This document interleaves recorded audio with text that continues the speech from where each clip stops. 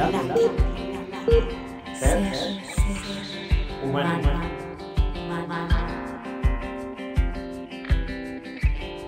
Me late ser humano.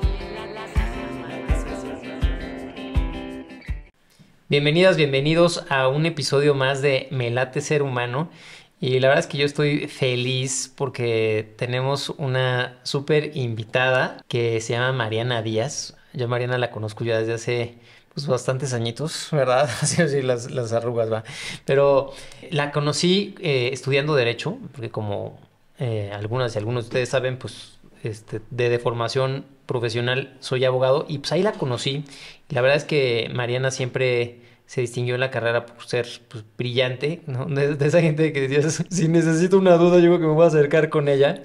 Y ha tenido un ejercicio profesional bastante destacado. Mariana, bueno, además de ser licenciada en Derecho, tiene 2 maestrías, trabaja en la corte, pero ha hecho un activismo muy fuerte en el tema de los derechos de personas con discapacidad. Y ahorita en la plática nos contará un poco más, pero bienvenida Mariana, gracias por estar aquí. Gracias. Gracias a los dos por la invitación. No, estamos felices, de verdad es un honor tenerte aquí.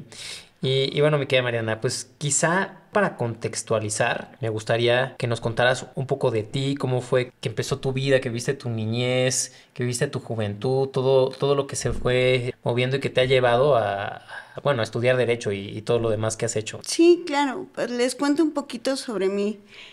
Como tú bien lo dijiste, soy abogada, tengo un rato trabajando en la corte, tengo 2 maestrías, me dedico sobre todo a temas de derechos humanos, igualdad y no discriminación, derecho constitucional y bueno, he hecho algunas consultorías para órganos internacionales, para la Comisión Interamericana, para Naciones Unidas y así, cosas muy aburridas de abogados.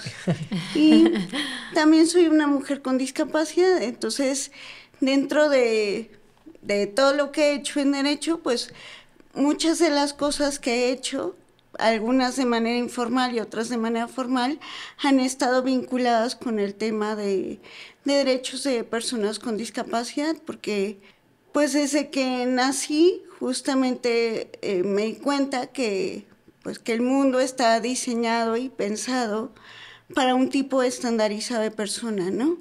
Es decir, personas que se mueven de una determinada manera y si no se mueven, por ejemplo, caminando, pues parecería que no se mueven, ¿no? Que se comunican de una determinada manera y si no se comunican de manera oral, pues parecería que no se comunican. Y lo mismo, que entienden el mundo y reaccionan de una determinada manera. Y si lo hacen de otra manera, quienes están mal, entre comillas, son esas personas. Pero en realidad, bueno, eso cuando yo era chiquita me dolía mucho, ¿no? Porque me sentía rara, excluida, era muy complicado, ¿no? Lo mismo para entrar a estudiar a una escuela. La universidad no, pero la primaria, por ejemplo, fue muy difícil, ¿no? Tengo una hermana también con discapacidad, entonces les cuento, por ejemplo, algo muy personal, ¿no? Mis padres tuvieron ahí una lucha para hacer que nosotras fuéramos a la escuela y en una escuela que nos habían aceptado ya muy difícil porque las escuelas no están pensadas en la diversidad y entonces no están adaptadas, etcétera. El director habló con mis papás porque los padres de familia habían hablado con él y pues le habían pedido que nos sacaran porque no querían que sus hijos convivieran con niñas con discapacidad. Y efectivamente nos sacaron. Sí. Dios ¿Qué santo de idiotez? ¿Qué escuela es Bueno, esa? perdón. Sí. Ok. Y ahora entiendo, claro, después de haber entendido y estudiado muchas cosas, pues que eso es un acto discriminatorio. Claro. Y que no está bien. Pero en ese momento, pues no lo entendíamos, ¿no? Y creo que por eso he tomado esta lucha como muy personal, porque entenderla desde la perspectiva de los derechos humanos y entender que este mundo es profundamente capacitista, que me encanta hablar del término porque es algo de lo que no hablamos. ¿Qué quiere decir esto? Pues lo que les comentaba hace un ratito, que el mundo está pensado, diseñado para un tipo estandarizado de persona y solo para ese tipo. no exagero, o sea, salgamos a la calle y traten de ir 2 cuadras y seguramente va a ser muy difícil, pues porque no hay banquetas y las pocas banquetas que hay no tienen rampa o son pistas de despegue, etcétera, Sí, sí, ¿no? sí. Sí, Entonces, si el mundo está diseñado para un tipo estandarizado de persona, quien no entre en ese estándar se ve excluido para ejercer pues la mayoría de sus derechos. Y eso es algo terrible y muchas veces desde el capacitismo se entiende que eso, entre comillas, es culpa de las propias personas con discapacidad o desde el mundo religioso muchas veces se culpa a Dios, a la familia, etcétera. Pero pues esto es falso, ¿no? En realidad la discapacidad surge pues porque la sociedad genera barreras y no advierte la gran diversidad humana que existe en el mundo. Y pues por eso le he entrado a este tema, porque quisiera que las personas entendieran este tema de otra manera y pudieran advertir cuando ellas mismas se constituyen como barreras para el ejercicio de los derechos de otras personas. Me acabas de abrir la mente de una manera tremenda, ¿no? Y es que, digo, a lo mejor, no sé si entendí correctamente esta idea, pero si no, a mí me movió profundamente cómo a veces esta discapacidad está más en la sociedad, ¿no? que propiamente en la persona. Como bien dices, pues sí nos está reconociendo esta diversidad que tiene el ser humano, ¿no? Justo. ¡Qué maravilla! Me acabas de romper un esquema tremendo.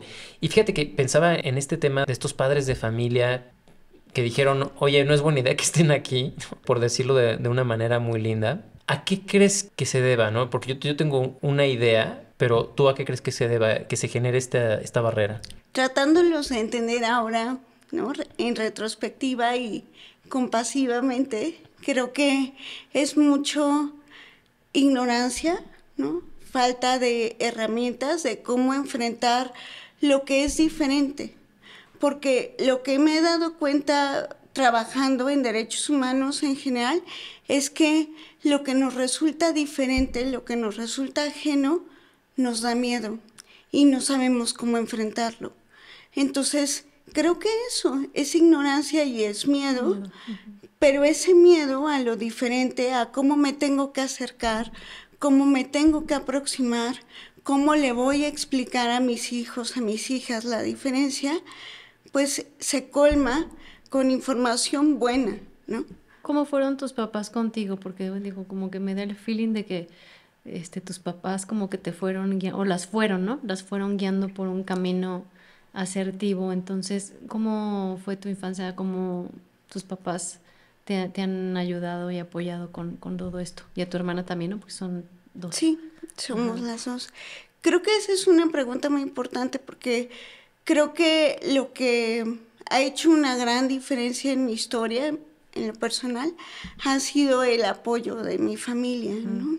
Entonces, mis padres pues han sido muy amorosos y muy dedicados con nosotros, por supuesto, con toda la falta de herramientas que tenían, pues porque imagínense, yo ya soy bastante grande, aunque no me vea tan grande, entonces cuando nosotras nacimos, pues mis papás no tenían las herramientas que seguramente ahora se tienen con redes sociales y con la necesidad de ver estos temas con una perspectiva de derechos humanos, pero aún así con falta de herramientas pues sí, se esforzaron como para tratar de eliminar algunas barreras, insisto, que la sociedad imponía, y sí, la verdad sigue imponiendo, porque me gustaría decirles que yo me enfrentaba a discriminación y ahora como arte de magia ya no, pero sería mentirles. La verdad es que creo que parte del problema es que no hemos advertido que generamos barreras como sociedad y que nuestra responsabilidad está en eliminarlas, y hasta que no hagamos eso, pues se va a seguir excluyendo a las personas sistemáticamente, ¿no? Además, eres de Oaxaca, ¿no? Sí, nací en Oaxaca, pero toda mi vida he vivido aquí. Órale. Oye, fíjate que también retomando esto que decías, ¿no? De este temor que hay y de la forma de no saber tocar esos espacios, entre comillas, incomodidad, porque la incomodidad está aquí, ¿no? Yo creo que mucha gente, para empezar, le cuesta porque no sabe cómo relacionarse, ¿no? Como tú decías, con lo diferente. Pero yo creo que mucha gente que nos está viendo, nos está escuchando, debe tener el mismo tema, ¿no? Porque está como este estigma de que es que no lo vayas a ver, ¿no? Y entonces, o no la vayas a ver, y es curioso porque terminas invisibilizando y que todavía puede ser más violento, ¿no? Entonces, ¿cómo es que alguien se debe relacionar con una persona con discapacidad desde cómo se le dice, cuál es la nomenclatura correcta, cómo te tienes que referir, cómo es el trato, ¿no? Una pregunta compleja que siempre me hacen, pero digamos la respuesta simple sería, pues diríjanse a las personas por su nombre, como personas, como les gustaría que se dirigieran a ustedes y ya. Ahora, la nomenclatura correcta, digamos, internacionalmente reconocida por estos temas de derechos humanos y así, es persona con discapacidad, porque reconocemos la calidad de persona primero y después ponemos este tema de discapacidad en segundo lugar. Y todas las demás acepciones como inválido, minusválido, discapacitado, etcétera, esas, por favor, tratemos de no utilizarlas, resultan discriminatorias. ¿Por qué? Porque gramaticalmente hacen referencia, por ejemplo, inválido a alguien no válido, ¿no? Discapacitado, pues incapacidad. Minusválido, menos válido, ¿no? Entonces, esas, digamos, sustantivos o bueno, adjetivos, lo que sea, pues tratemos de no utilizarlos. ¿En qué momentito de tu vida fue que, o algo que te haya pasado así, pues muy importante que nos quieras compartir, en que hayas tenido este momentito de reflexión contigo misma y decir, híjole, quiero estudiar leyes y quiero defender, ¿no?, estos derechos? ¿Recuerdas ese momento o...? Claramente sí. O sea, bueno, siempre quise estudiar derecho porque yo vivo en la utopía y entonces creo en la justicia y así, eso sí. Lo único es que te voy a confesar algo. Cuando yo estaba estudiando derecho, en principio, la verdad, yo no quería tener nada que ver con el tema de discapacidad. No quería que me vincularan con ese tema, entonces huía, porque me daba miedo que me encasillaran con ese tema, pues porque es fácil, porque soy una mujer con discapacidad, ¿no?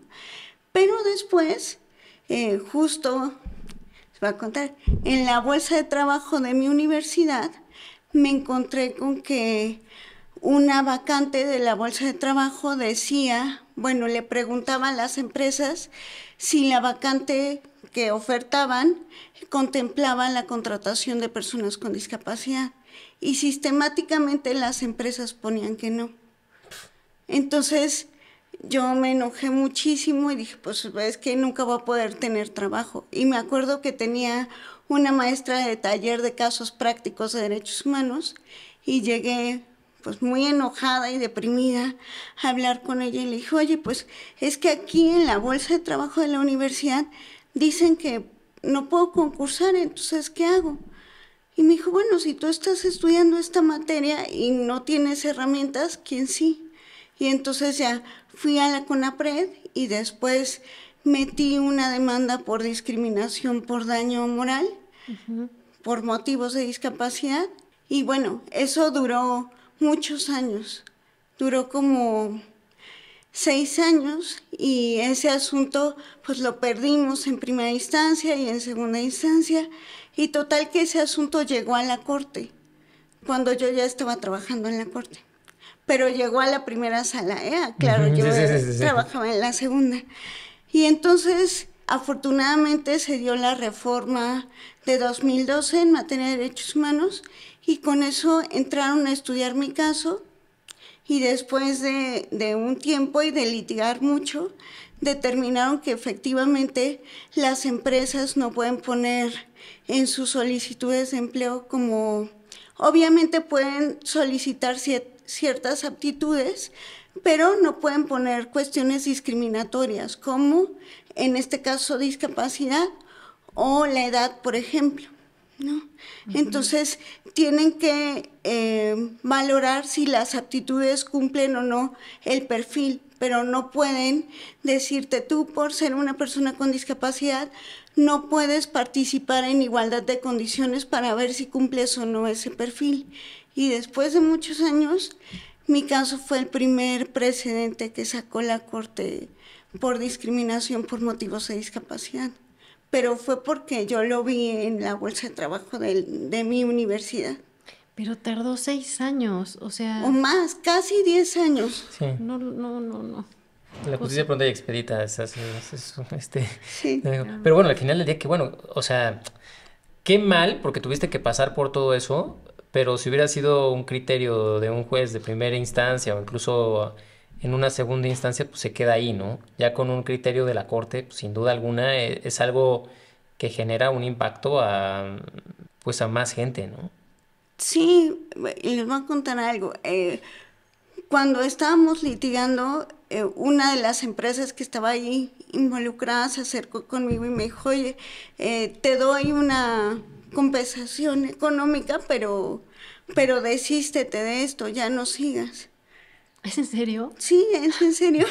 Y entonces mi respuesta fue no, porque nunca ha sido la parte económica. Yo quiero que quede un precedente en donde se diga esto, porque lo que a mí me tardó 10 años en que esto quedara claro, pues yo espero que alguien que lo necesite no tenga que pasar 10 años y simplemente pueda decir, la Corte ya dijo que no puedes tener criterios discriminatorios por motivos de discapacidad y ahorrarle 10 años a las personas. Oye, mi querida Mariana, escuchando tu historia, me quedé con una duda como compañero tuyo de la carrera. O sea, originalmente, pues tú, y además lo entiendo perfectamente, que no querías enfocarte en este tipo de temas. La vida, afortunadamente, seguramente para mucha gente que a ti te ha de estar agradeciendo el que se hayan hecho esas modificaciones, te dedicaste a eso. Pero ¿qué habías pensado? ¿A qué habías pensado dedicarte si no?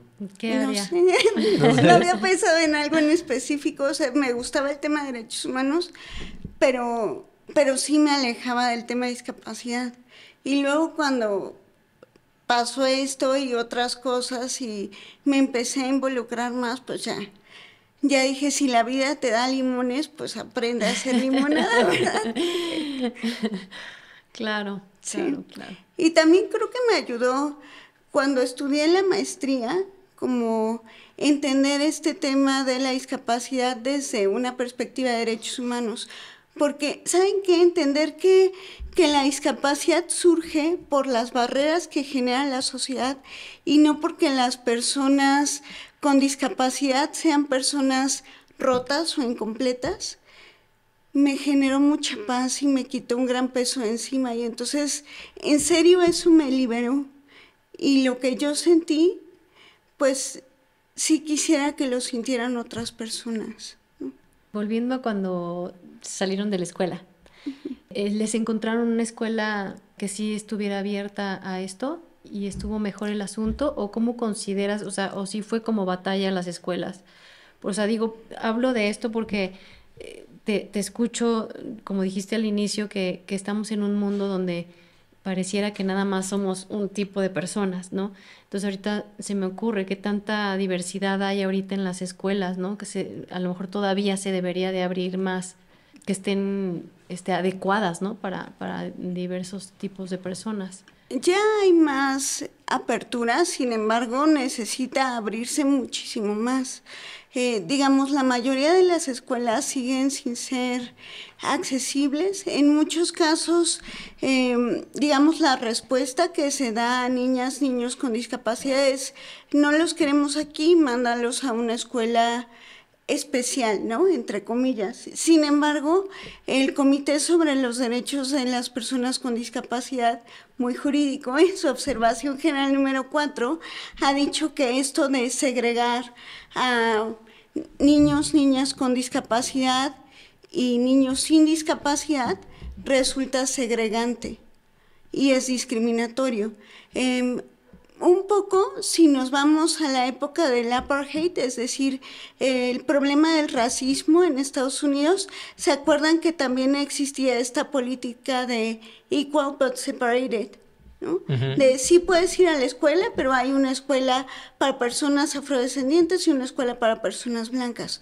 Un poco esa misma dinámica pasa con las escuelas especiales. Y ustedes me dirían, bueno, Mariana, pero entonces, ¿qué quieres? Porque quizás sí se requieran ciertas adecuaciones o modificaciones. Y el punto es, sin duda, algunas personas requerirán más apoyos que otras, pero en ese caso se tendrían que hacer, por ejemplo, adecuaciones curriculares. Entonces, es decir, la carga curricular de materias que se está dando es mucha, entonces le voy a bajar a la carga curricular, pero el permitir que niños y niñas con y sin discapacidad convivan es maravilloso, porque eso les permite como ser conscientes de la diversidad humana que hay en el mundo.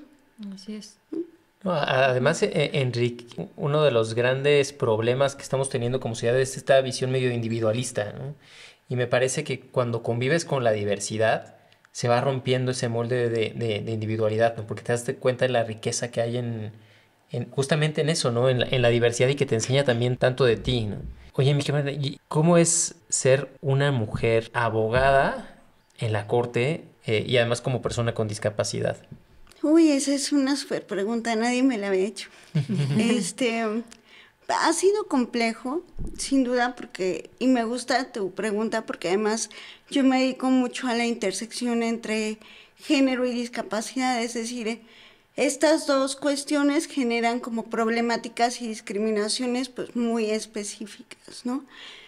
Sin duda, digamos, el mundo de los abogados es profundamente machista, esa es la verdad. Entonces, las mujeres tienen pocas posibilidades o menos posibilidades de acceder a ciertos puestos, y lo mismo lo vemos en la carrera judicial, ¿no? Y lo mismo, aunque ya han habido algunos concursos para juezas y magistradas, pues la proporción es muy poquita.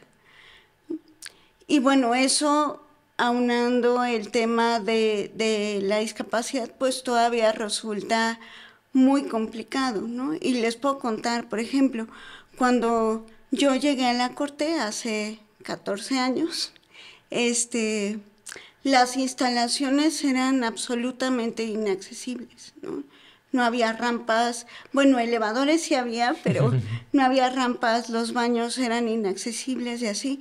Y no digo que por mí, al contrario, ahora hay varias personas trabajando con discapacidad en la corte y así, pero se han hecho muchas adecuaciones en la infraestructura, hemos advertido muchas necesidades para el acceso a la justicia, tanto de personas con discapacidad en general como de mujeres con discapacidad.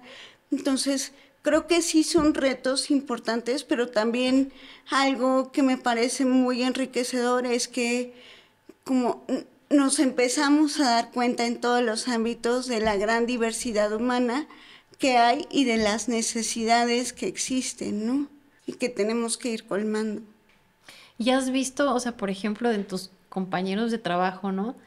¿Has visto durante este tiempo que tú has estado ahí trabajando y todo, como algunos cambios en ellos con esto?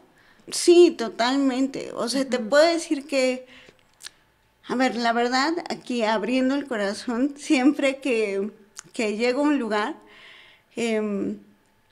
ahora quizá menos, pero sí me llego a sentir como bicho raro, ¿no? Y en la corte eso cada vez es menos. O sea, por un lado, un cambio de mis compañeros, de mis propios jefes, ¿no? Que mucho, de repente al principio sí es la misma pregunta, ¿no? ¿Cómo me acerco? ¿Cómo me dirijo? Aunque no te lo digan, adviertes eso, Como ¿no? con la mirada, ¿no? Totalmente. O sea, las miradas, esas las siento, o sea, caminando en la calle. De hecho, creo que no solamente yo, sino muchos grupos que han sido vulnerados históricamente, como tienes que encontrar herramientas para volverte un poco fuerte y sí, poner una coraza con esas miradas porque están ahí todo el tiempo, ¿no?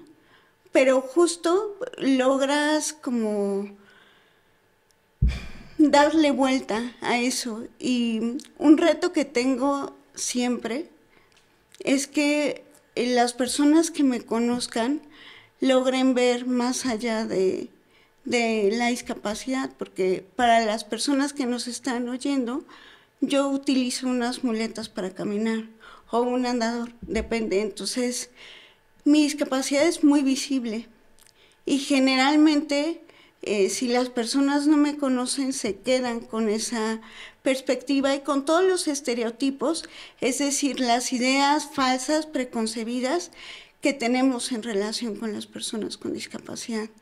Pero si se dan oportunidad de conocerme o de conocer a las demás personas, pues se van a dar cuenta que es mucho más de la idea estereotipada que tienen en su cabeza. ¿Y qué herramientas, dices que has tenido la oportunidad, ¿no? de tener ciertas herramientas para, pues bueno, para navegar, ¿no? en esto? O sea, por un lado, y se va a oír muy jurídico, pero en serio, sí haber entendido la Convención sobre los Derechos de las Personas con Discapacidad y haber entendido la discapacidad desde otra perspectiva, esto de... O sea, la discapacidad no soy yo, y yo no soy un cuerpo enfermo, incompleto, roto, sino la discapacidad está ahí porque la sociedad ejerce barreras que impiden que la diversidad de personas pueda ejercer sus derechos y porque no está construida como teniendo al centro la diversidad. Y eso a mí me pareció muy poderoso y me quitó, digamos, mucha culpa y mucho complejo. Y luego también, pues la verdad, un trabajo personal, ¿no? De crecimiento personal, que hay pues muchas herramientas, desde psicológicas, ¿no? Con mi familia, hasta como herramientas más espirituales, que te ayudan a entender las cosas desde otra perspectiva y sin culpa. Y ¿saben qué? Creo que esto es muy importante y quisiera mencionarlo porque creo que las personas con discapacidad de repente crecemos con mucha culpa porque nos sentimos como sabedoras de que generamos a lo mejor un sentimiento de frustración, de culpa, de sufrimiento hacia nuestras familias. Y eso puede ser sumamente doloroso, ¿no? Porque claro, cuando tú tienes un hijo, ¿no? La sociedad te dice que no quieres tener un hijo con discapacidad, ¿no? Y entonces, cuando yo entendí eso, entendía que mis papás no me querían porque yo les había venido a traer sufrimiento. Y después entendí que en realidad, sí, claro, se preocupan y sufren porque no quieren que yo sufra, ¿no? Pero porque la sociedad está muy cañona, ¿no? Claro. Y entonces, pues lo importante es ir generando herramientas como para poder afrontar a la sociedad. No sé si me explico. No, eso. sí, totalmente, ¿no? Es interesantísimo lo que estás diciendo. Oye, mi Mariana, fíjate que ahorita con base en lo que estabas diciendo, es una pregunta que quizás se salga un poquito del tema, pero no me importa mucho. Que es entrando un poquito a tu mundo interno. ¿En qué crees? Creo que somos parte de un todo, ¿no? Creo que somos parte del universo. Y si el universo está en cada uno de nosotros, entonces somos maravillosos y perfectos así como somos. O sea, esto que te estoy diciendo que puede parecer como muy superficial, en serio a mí me costó muchísimo trabajo entenderlo, interiorizarlo y todavía de repente me cuesta trabajo, pero sí lo creo. O sea, creo que somos maravillosos y si somos el universo, entonces no necesitamos nada más porque estamos completos. Pero eso me ha costado muchísimo y me sigue costando, porque es un trabajo de todos los días. Yo sí lo creo. Y además si somos uno con el todo, pues entonces el que todo el mundo esté bien, para mí es importante. Por eso creo en los derechos humanos. Tremendo. Sí.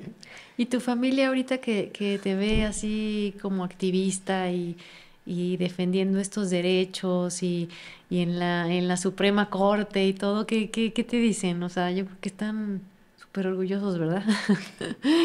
Pues yo ¿Cómo espero es que esto? sí. Bueno, me ven, no sé, quizá exagerada con algunas cosas, porque sí soy muy intensa. Muy intensa. Ajá. Y mi familia no es tan intensa como yo en materia de derechos humanos. Entonces, de repente ahí chocamos un poquito. Pero sí creo que también a mi familia le ha ayudado a romper algunos miedos que tenían, pues desde siempre, ¿no? Y no quiere decir con esto que mi vida ya sea fácil y que no me enfrente a retos, simplemente, pues, vamos haciendo camino en el camino. Y eso es lo importante, ¿no? Como qué desafíos has vivido, no sé, en estos últimos años, así que digas, híjole, esto sí que me ha costado trabajo pasarlo. Sí, sí. Todo. Sí, Todo. sí. Muchas cosas siguen siendo discriminatorias, inaccesibles. O sea, les puedo contar, por ejemplo, algo muy personal y luego me voy a algo más jurídico. Algo muy personal que nadie sabe, solo mi familia. Hace poco quería pedir un crédito bancario, pero para pedir ese crédito tenía que hacerme un examen médico, ¿no? Y en ese examen médico me preguntaron que cuál era mi diagnóstico. Cuando dije el diagnóstico, vi que anotaron. Y entonces, o sea, yo no tengo ninguna enfermedad, pero tengo un diagnóstico que está ahí y es parte de la discapacidad, ¿no? Y entonces por eso mismo no me dieron el crédito, literal. Wow. Y eso fue hace poco, fue hace menos de un año, por ponerles un ejemplo. Otro litigio en puerta, ¿no? O sea, Sí, pero fue un tema porque eso no me lo dieron por escrito, entonces no hay acto de autoridad y bueno, ya. mil cosas, pero sí, o sea, si ustedes creen que esto ya no hay discriminación, es una falacia, ¿no? Y bueno, más allá, pues existen todavía muchos retos, pero muchísimos retos para las personas con discapacidad, ¿no? Por ejemplo, el tema que me parece muy importante siempre mencionarlo, el de capacidad jurídica, ¿no?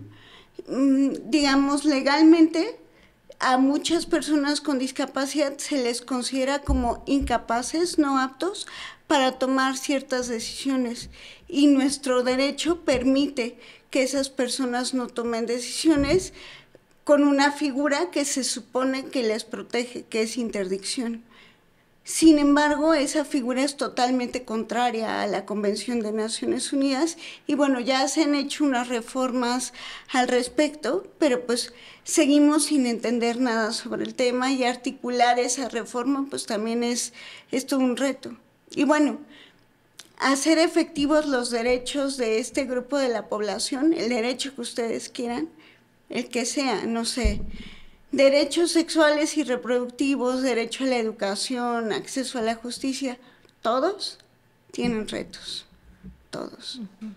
Entonces es un tema cansado, pero también es un tema que tiene pues mucha tela de dónde cortar todavía. Oye, Mariana, hay una pregunta. Ahorita o sea, me parece que estamos en un momento de cambio. Como tú dices, lamentablemente luego son cambios que van avanzando muy lento y que no van a la velocidad que deberían. Pero a ti, por ejemplo, como mujer, ¿qué te mueve el saber que nos va a tocar vivir algo histórico? Que particularmente me sorprende que no ha habido una mayor resistencia. Saber que en unos meses vamos a tener a la primera mujer presidenta de México, donde tenemos en la Corte a una ministra que es presidenta de la Corte y tienes, bueno, pues casi la mitad de la Corte pues son mujeres, ¿no? Bueno, al menos en las posiciones de ministras. ¿Tú cómo lo ves? ¿Te da esperanza? ¿Crees que...? O sea, creo que son pasos muy importantes que sin duda hay que reconocer y me parece maravilloso que muchas mujeres estén llegando a puestos de toma de decisión importantes. Sin embargo, creo que que eso no es suficiente, ¿no? Y nos queda muchísimo camino por recorrer, porque de repente, por pensar que algunas mujeres ya están en ciertos puestos de toma de decisión, parecería que la lucha ya no es necesaria. Y yo diría que todo lo contrario, porque más bien como muchas cosas quedan invisibilizadas, ¿no? Por ejemplo, el trabajo de cuidados que implica los techos de cristal y que muchas mujeres no puedan acceder a otros puestos, ¿no? Que se tengan que quedar haciendo necesariamente los trabajos de cuidados o que los pagos sean totalmente diferentes, o lo mismo que se le pide la renuncia a las mujeres cuando están embarazadas, que son cosas que siguen pasando, ¿no? Y sobre todo, por ejemplo, los actos de violencia, que en nuestro México tan violento, pues me sigue preocupando mucho porque es algo que sigue existiendo y que pues las mujeres vivimos en una inseguridad muy grande, ¿no? Que muchas veces tenemos que compartir la ubicación en tiempo real, no porque no nos interese nuestra privacidad, sino por temas de seguridad. Y eso me parece algo terrible que no debería pasar, ¿no? ¿Tienes algún caso de violencia con con personas de discapacidad o Sí, sí? bueno, varios. Ajá. Varios, porque también me he dedicado al tema de violencia por razones de género, justo con la intersección de discapacidad, pero les puedo contar uno que me preocupa y que fue documentado por Human Rights Watch. Bueno, para que ustedes sepan, en general, los sistemas de atención a mujeres sobrevivientes de violencia, lo mismo, están pensados para un tipo estandarizado de mujer, ¿no? Entonces, ¿cómo ciertas mujeres pueden pedir auxilio o atención cuando son sobrevivientes de violencia? Pensemos, una mujer de la comunidad sorda, ¿cómo va a denunciar un acto violento? Si es por llamada telefónica, Claro. entonces no hay manera, ¿no? Y luego muchos centros de atención a mujeres sobrevivientes de violencia no son, por ejemplo, físicamente accesibles para las mujeres con discapacidad, o hay mujeres con discapacidad que requieren apoyos de la vida cotidiana para llevar a cabo su vida, es decir, para bañarse, para comer, etcétera, y muchas veces por esta situación no las aceptan en los centros de atención a mujeres sobrevivientes de violencia. Entonces, Human Rights Watch visibilizó un caso en donde una mujer fue violentada por su pareja a tal grado que adquirió una discapacidad y fue usuaria de silla de ruedas y requería apoyos muy intensos para movilizarse, etcétera. La llevaron a un centro de atención que no era accesible, que no había nadie que pudiera generar apoyos para la vida cotidiana, es decir, para bañarse, para ir al baño, etcétera.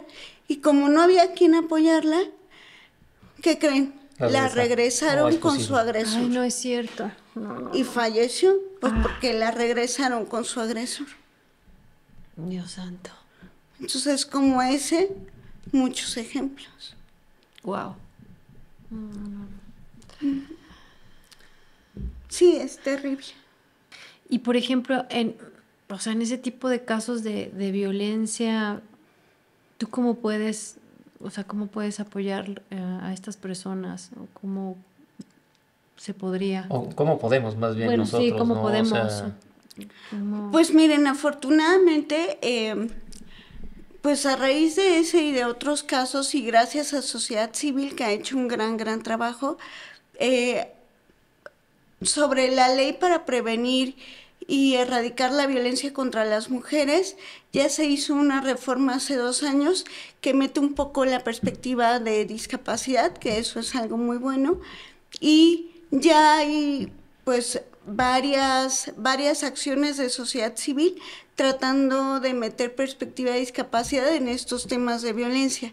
Y por ejemplo, solo para que lo tengan en el radar, hay una app que se llama la app Morada, que esa app Morada está pensada para mujeres con discapacidad. Entonces ahí, digamos, está lo que necesiten de diferentes maneras, digamos, texto en fácil lectura o con video en lengua de señas, y pueden pedir pues ayuda con lengua de señas también, y se trata de pues de dar atención en centros medianamente accesibles, o sea, ya empiezan a ver algunas cosas.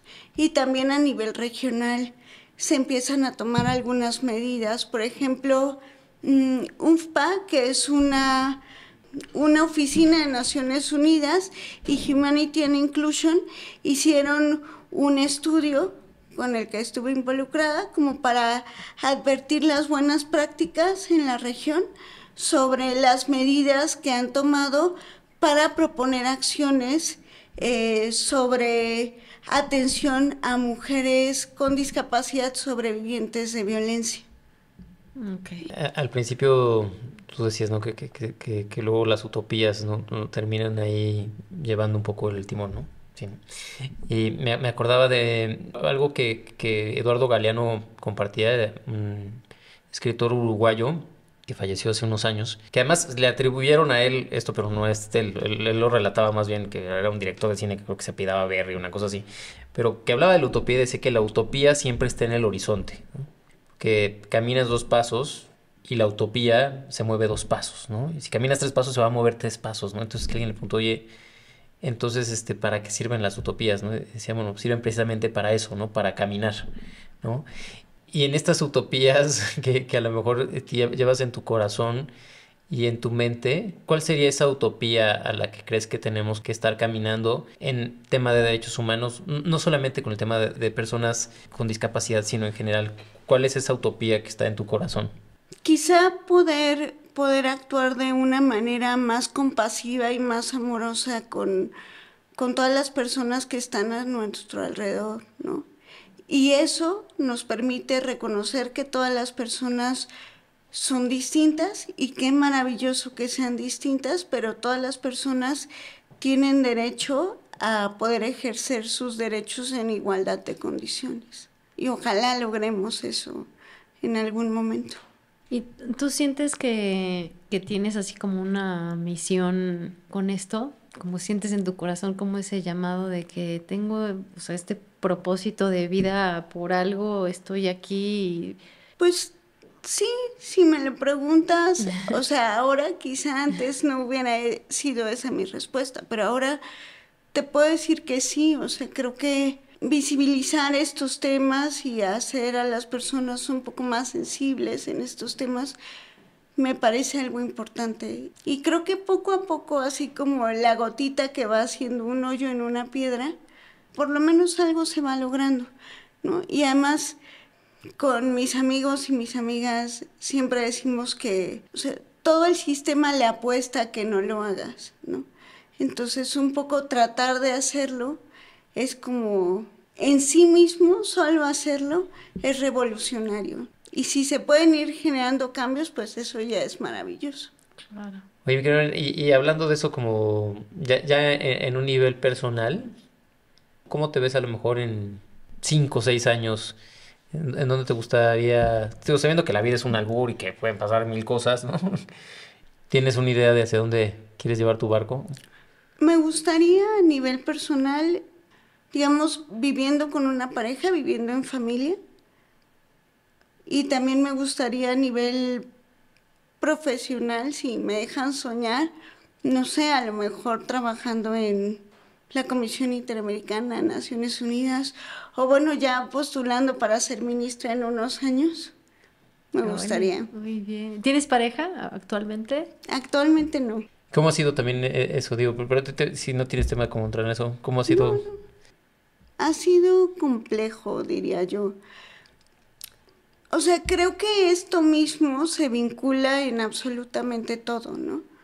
Desde quién es un objeto de deseo, ¿no?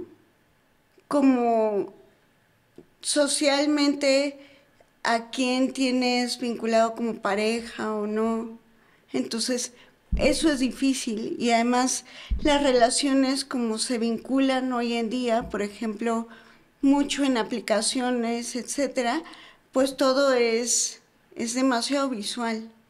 Entonces, yo creo que en la parte de mí que se ve visual como despierta muchos estereotipos y eso no permite que muchas personas me conozcan pues de maneras más profundas. Digo, eso no quita que he tenido varias parejas, pero la manera de conocerlas ha sido diferente. Generalmente me las han presentado mis primos o amigos y después de vincularnos como pues mucho tiempo de platicar y generar un vínculo, pues ahí ya se genera una relación romántica, afectiva, etcétera.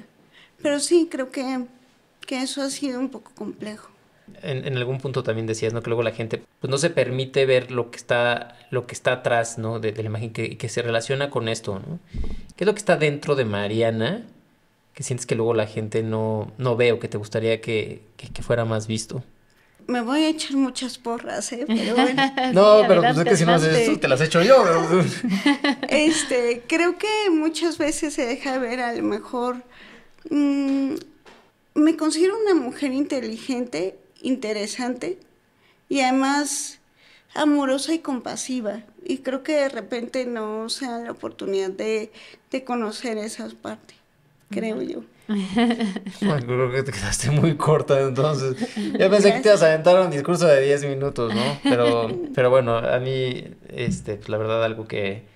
Digo, yo la verdad admiro definitivamente tu inteligencia, creo que eres una mujer brillante, pero también admiro mucho el corazón que tienes.